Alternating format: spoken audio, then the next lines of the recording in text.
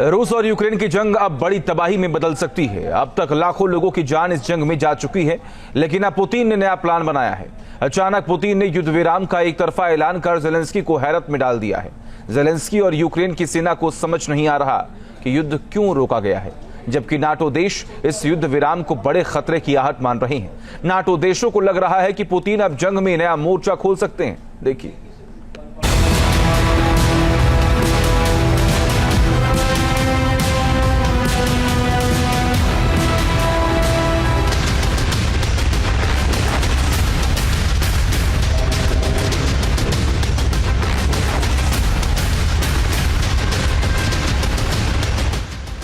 Vladimir Putin का नया plan decode. अचानक क्यों खामोश हो गई पुतिन की तोपें?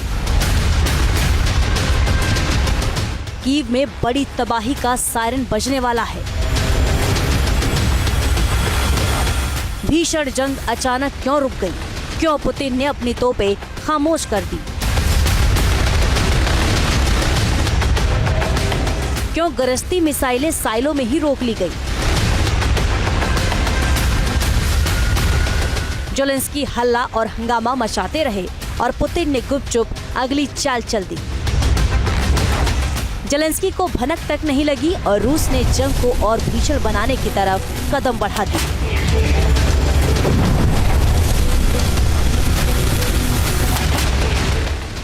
महायुद्ध में लाखों लोगों की मौत हो चुकी है। रोजाना सैकड़ों लोग घायल हो रहे हैं, लेकिन 2022 से शुरू हुई ये जंग 3 साल से ज्यादा वक्त बीतने के बावजूद जारी है।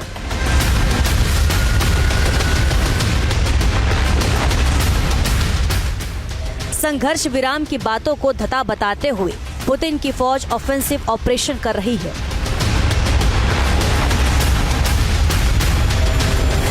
और जेलेंस्की की सेना भी डिफेंसिव पोजीशन से रूस को हैरान परेशान कर रही है।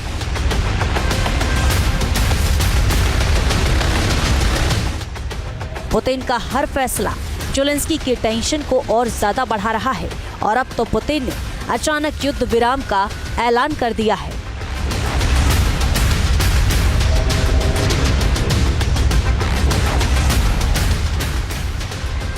पुतिन का ऑपरेशन ई, जेलेंस्की की टेंशन बढ़ी।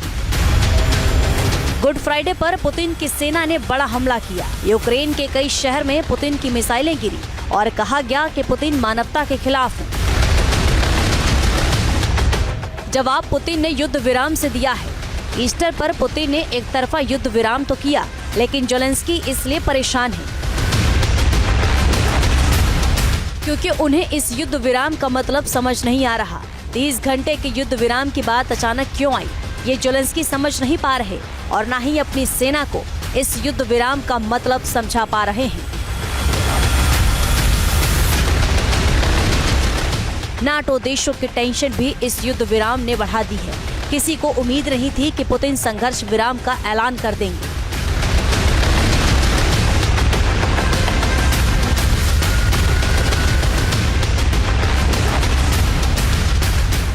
पुतिन की सेना अपने ट्रेन चेज में बैठ गई है। तोपें शांत कर दी गई हैं। पुतिन के टैंक यूक्रेन में आगे नहीं बढ़ रहे। फाइटर जेट्स यूक्रेन के आसमान में नहीं गरज रहे। युद्ध विराम बेहद कम वक्त का है, सिर्फ 30 घंटे का युद्ध विराम। क्यों किया गया?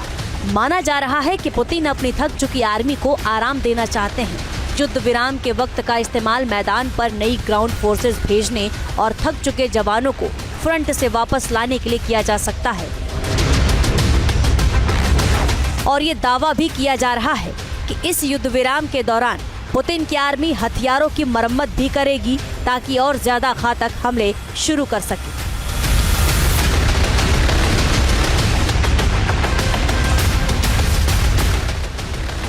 रशिया के प्रेसिडेंट पुतिन ने 30 घंटे का सीज फायर डिक्लेयर किया है।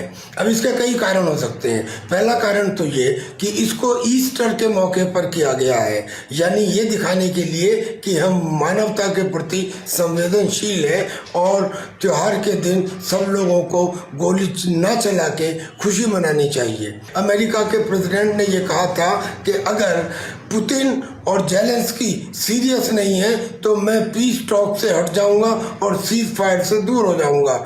शायद इससे डर के रशिया ने ये सोचा हो कि ऐसा ना हो कि अमेरिका का साथ हमसे अलग हो जाए, लिहाजा उन्होंने अपनी तरफ से सीज फायर करके ये दिखाया।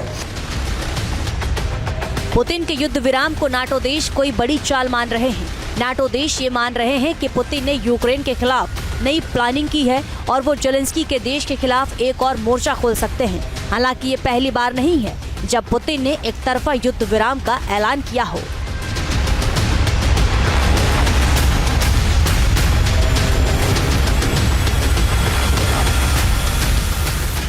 जनवरी 2023 में पुतिन ने युद्ध रोक दिया था। तब ऑर्थोडॉक्स ईसाइयों के क्रिसमस पर पुतिन ने जंग रोकी थी। अप्रैल 2022 में भी पुतिन ने जंग रोकी थी। तब भी ईस्टर पर ही पुतिन ने संघर्ष विराम किया था। हाल के युद्ध विराम के जरिए पुतिन अमेरिका और पूरी दुनिया को दिखाना चाहते हैं कि रूस शांति चाहता है, लेकिन यूक्रेन युद्ध विराम नहीं चाहता। हाल ही में डोनाल्ड ट्रंप और मार्को रूबियो ने बयान दिया था कि पुतिन को ज्यादा जिम्मेदारियां दिखानी होगी और इस युद्ध विराम से पुतिन ने मैसेज साफ कर दिया है कि रूस जिम्मेदारी दिखा रहा है। युद्ध विराम से ठीक पहले पुतिन की सेना ने यूक्रेन पर बड़ा हमला किया था। पुतिन की आर्मी ने मिसाइल और ड्रोन के साथ ही फाइटर जेट से भी अटैक किया था।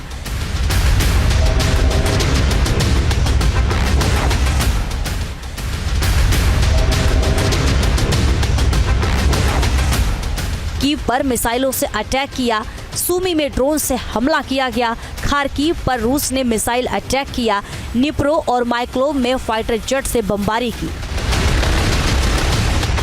अब कुछ जानकार मान रहे हैं कि पुतिन इस युद्ध विराम का मकसद आगे की प्लानिंग के लिए करेंगे और यूक्रेन को बड़ा घाव देंगे।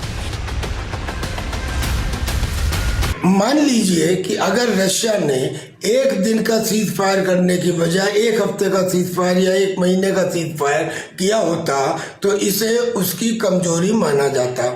इसलिए उसने अपनी मानवता के प्रति संवेदना को जताने के लिए एक दिन का किया, ये सोचकर कि शायद इसके बाद ऐसा माहौल बने कि दूसरी पार्टी या हम मिलके कुछ दिन और का सीज फायर करें। उससे मेरी फौज को रेस्ट भी मिल जाएगा, मुझे बेलारूस में आर्सेनिक मिसाइल और अपने टैक्टिकल न्यूक्लियर वेपन्स को वार रेडी करने का मौका भी मिल जाएगा। रूस और यूक्रेन की जंग खत्म होगी या नहीं, ये अब तक साफ नहीं है। डोनाल्ड ट्रंप ने जेलेंस्की और पुतिन दोनों से बात की है, लेकिन न तो पुतिन और न ही जेलेंस्की पीछे हटने को तैयार हैं। अब आशंका है कि युद्ध विराम खत्म होते ही दोनों तरफ से बड़े हमले किए जाएंगे।